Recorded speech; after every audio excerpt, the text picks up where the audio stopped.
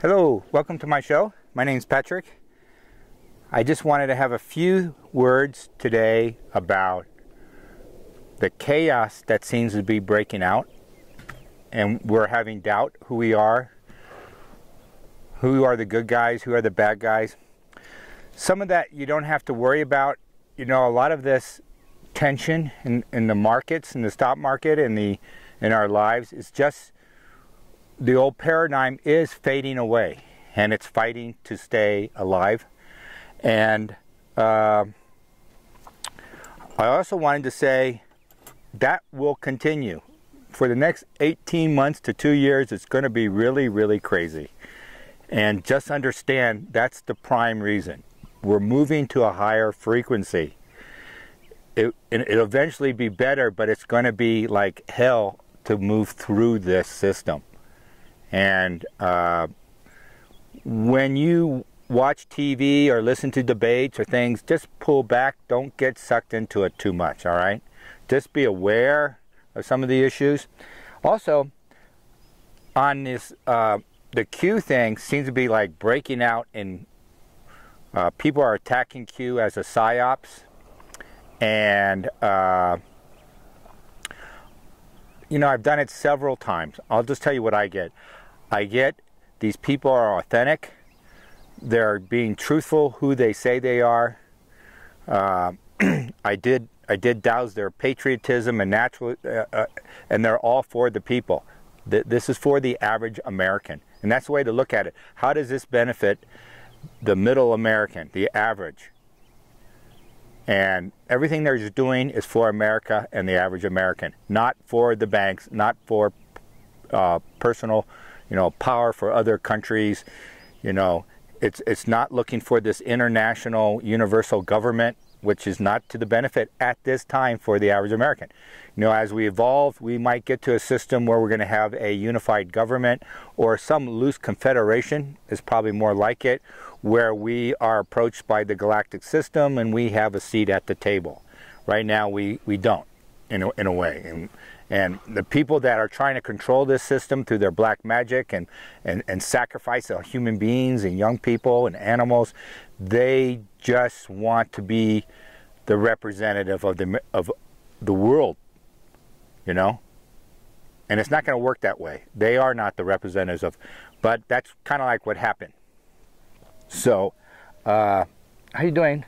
Max is doing good. It's going to be a great day today.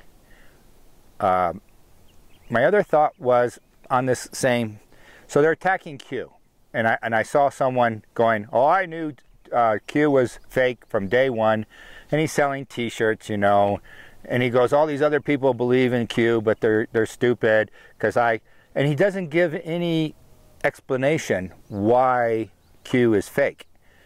And I know they're hacking into the system. Who knows how long it could last, because this is becoming an issue.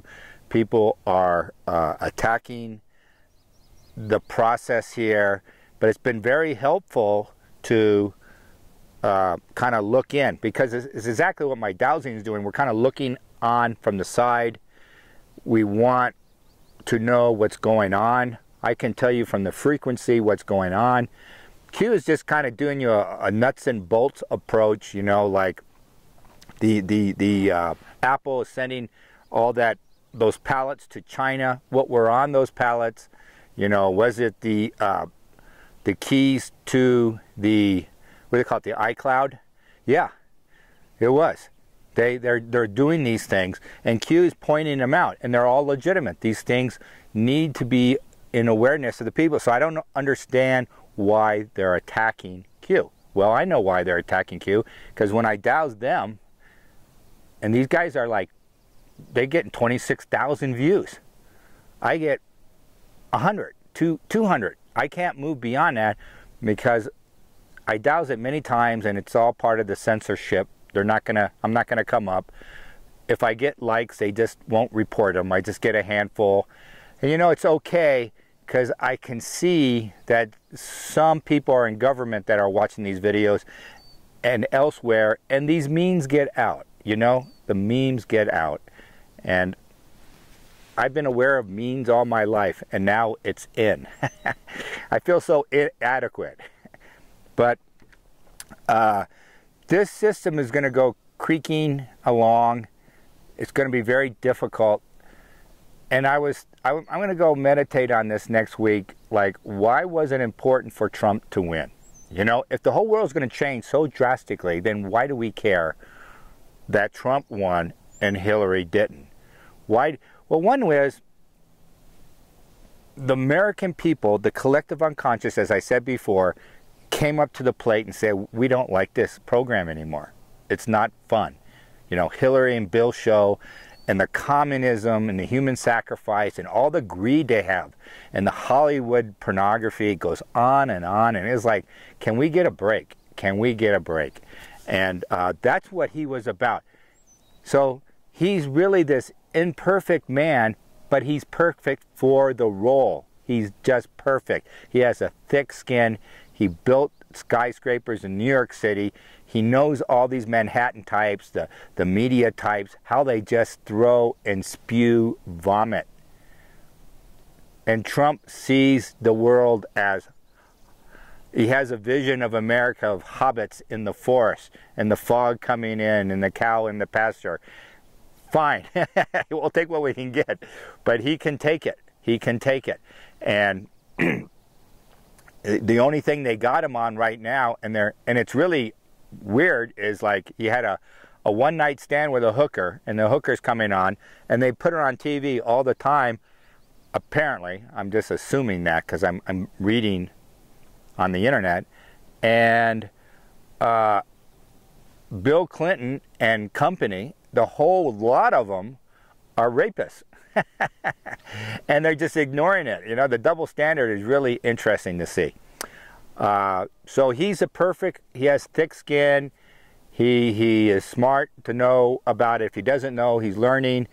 When I asked if the generals are behind him and supporting him, they have this sort of relationship, and it's true. They did have this discussion way before he announced he was going to run. He knew, he took his time announcing it.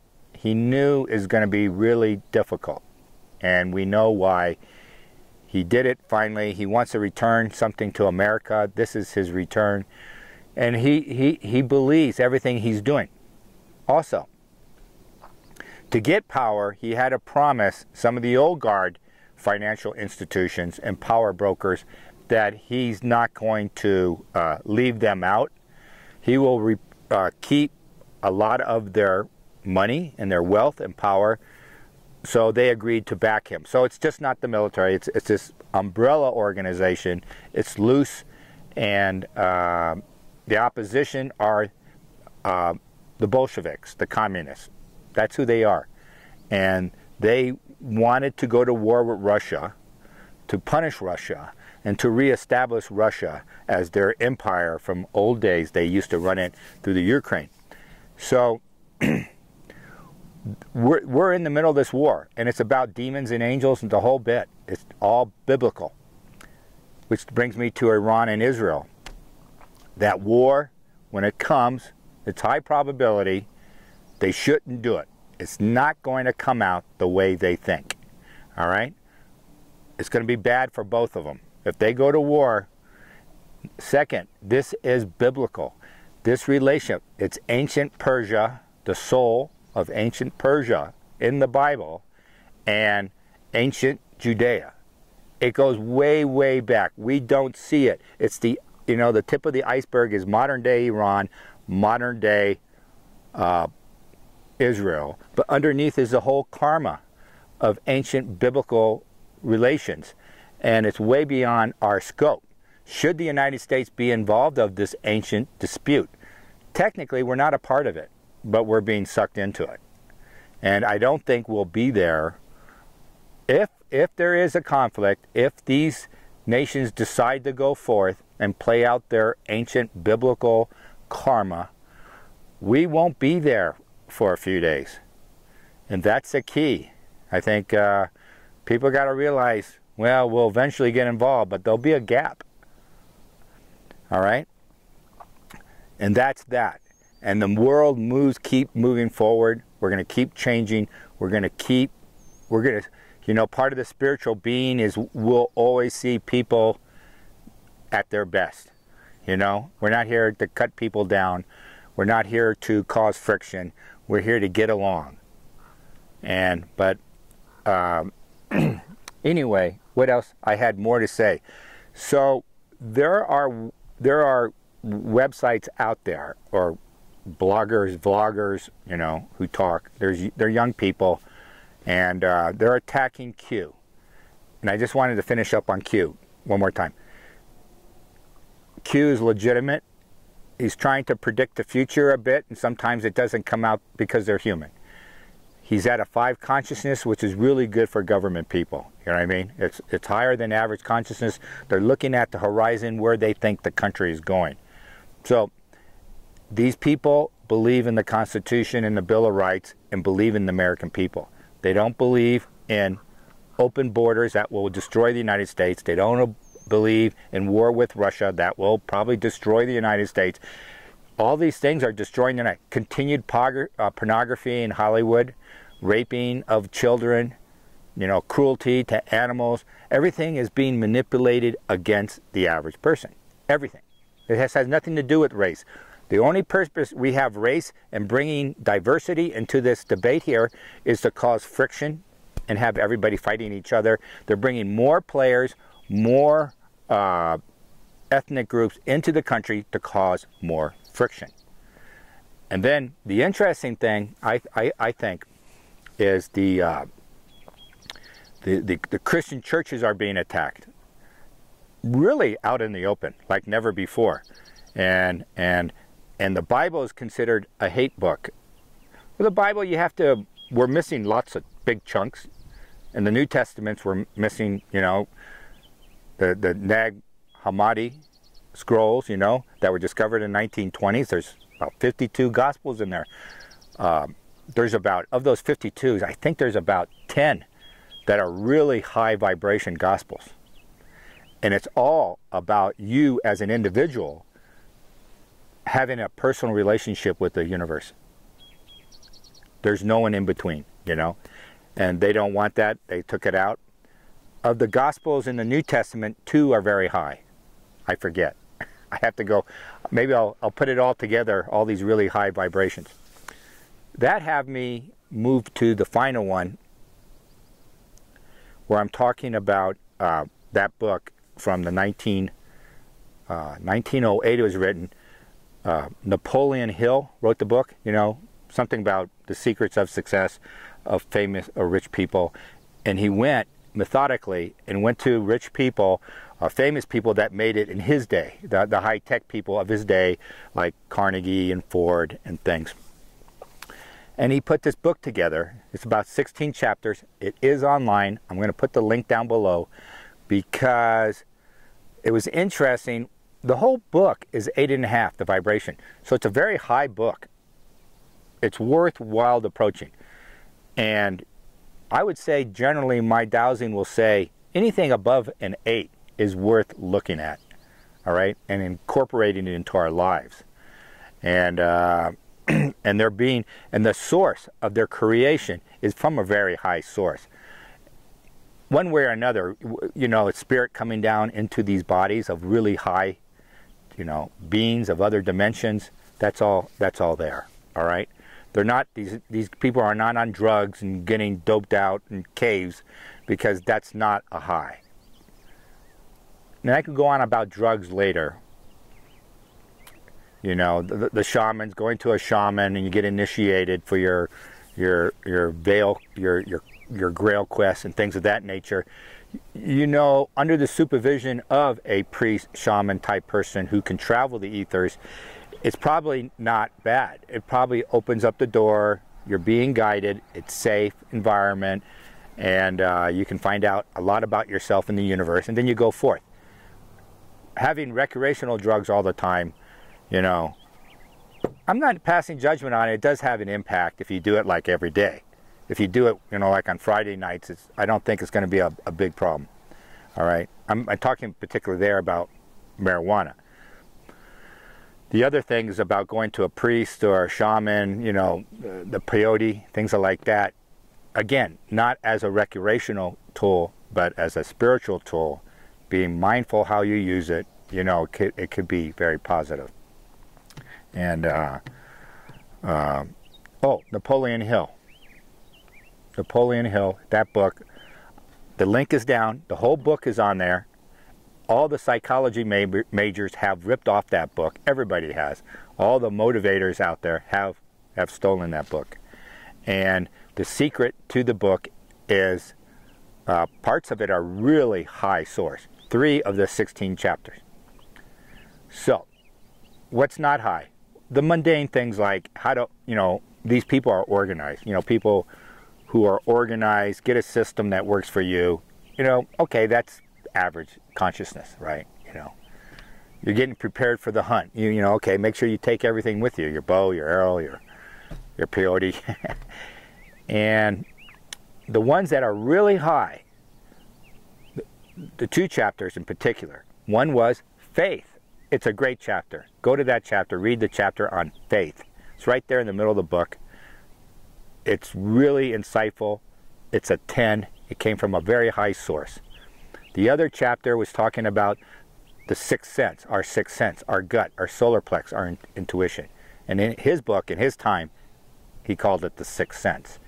And all these successful people had that ability, had the 6th sense, the intuition, and they used it. They had faith in that 6th sense. And those are the 2 10s. You don't even have to read it. I just gave it to you. And everybody who's following this knows that. But faith is really, and now I said this before, it's the Fool in the tarot card. It's Parsifal. It's King Arthur. It's the quest of the Grail at the beginning of all the tarot of the what do you call it? The bigger tarot cards, the big guy, our major arcana. So it's the beginning of that. That's the cycle of life. The whole thing is the cycle of life, the tools, and the Fool is one of my favorites because that's just blind faith. He's walking off the cliff, that step. You can't see it. It looks like he's going to fall. And he's looking at the horizon. And he's got his little piece of luggage and his dog. What is a dog? Instinct, intuition, faith. The dog is happy. This is a great journey. This is great fun. Don't worry about you're going to fall off the cliff. Just go for it. And Spielberg took this for that the Grail Quest type movie. You know, and he goes into that church in Jordan, you know, and he goes into, and there's an old knight there protecting the Grail. Anyways, he has to get across. There's this big, you know, cliff. And he goes, how do I get to the other side? And he gets dirt, you know, and he throws it, and it, whew, there's the path. But we don't even need the dirt. You know, you just walk across it. You just have to have faith. And life is, how many decisions have you made that turned out real good that were based on just total faith? You know, it wasn't really, you didn't use your logic or reason. You kind of look back as a secondary, well, how do I get to that goal? How do I get there, you know? And that's where reason is supposed to serve some of that. Like, well, I have to get across the street. I'll use the crosswalk, I won't. Anyway, I thought that was good. And we go through a lot of these ancient writings, we'll find that they vary quite a bit in their vibration and their frequency, especially metaphysically. Like, and I almost have to take it apart, each book, because like that success book of Napoleon Hill, the whole book is 8, 8.5, all right? But when you get in there, that's pretty big difference. One's a 4 and one's a 10 chapter. So he obviously tapped into something different for that chapter. You know, when he got up that day and he was putting it together, you know, because when you're talking about faith, you're going to bring in those angels about faith.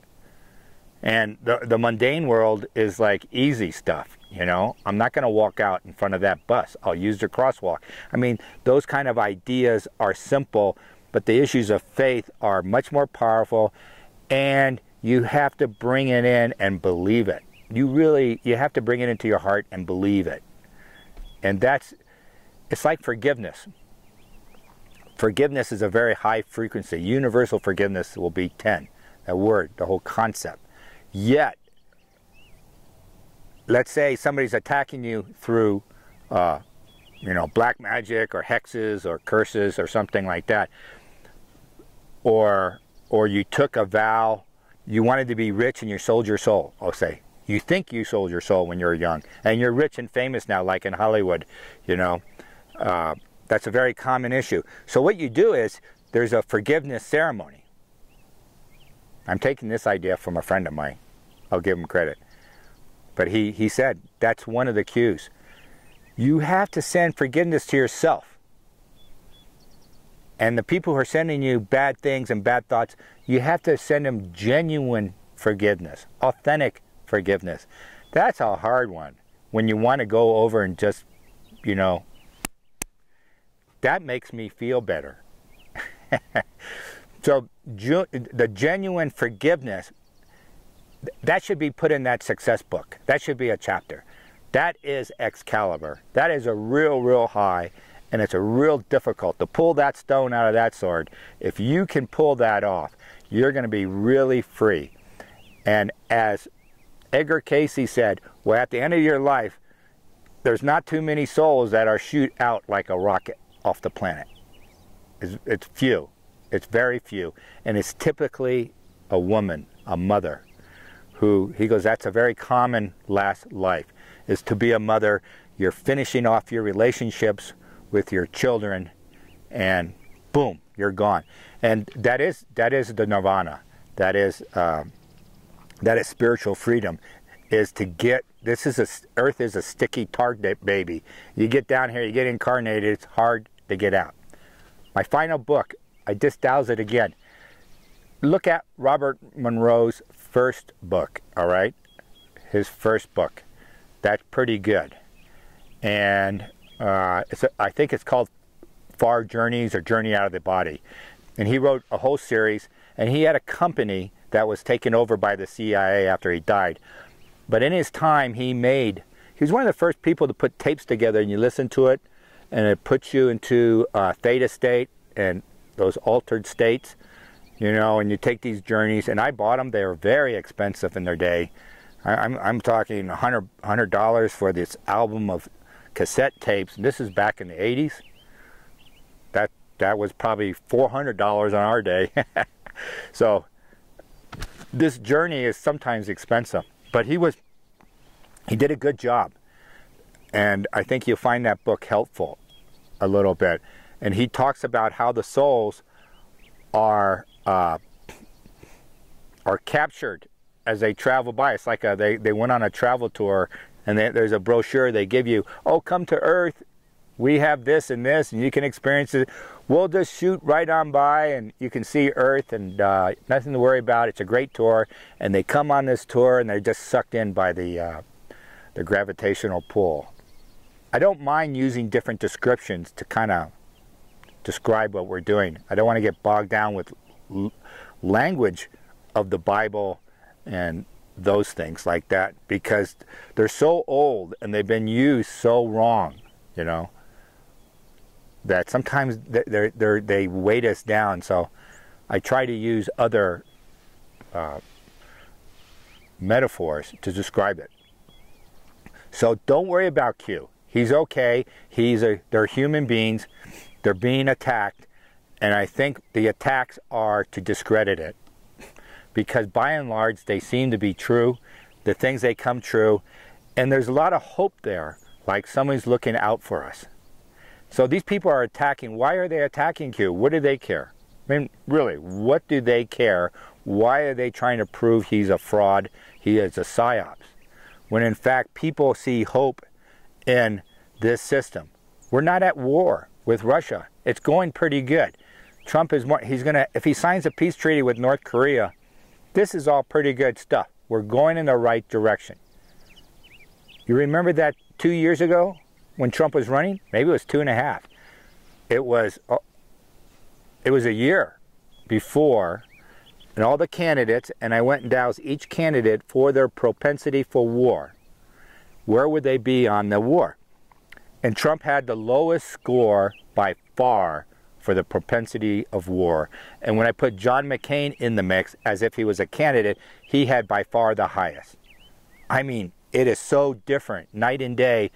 John McCain is just going for war every chance he got. And when he's in the Senate, he talks that way. Let's go to war. Let's bomb them. Let's bomb. His solution to everything, you know, the war on poverty. Well, let's bomb them.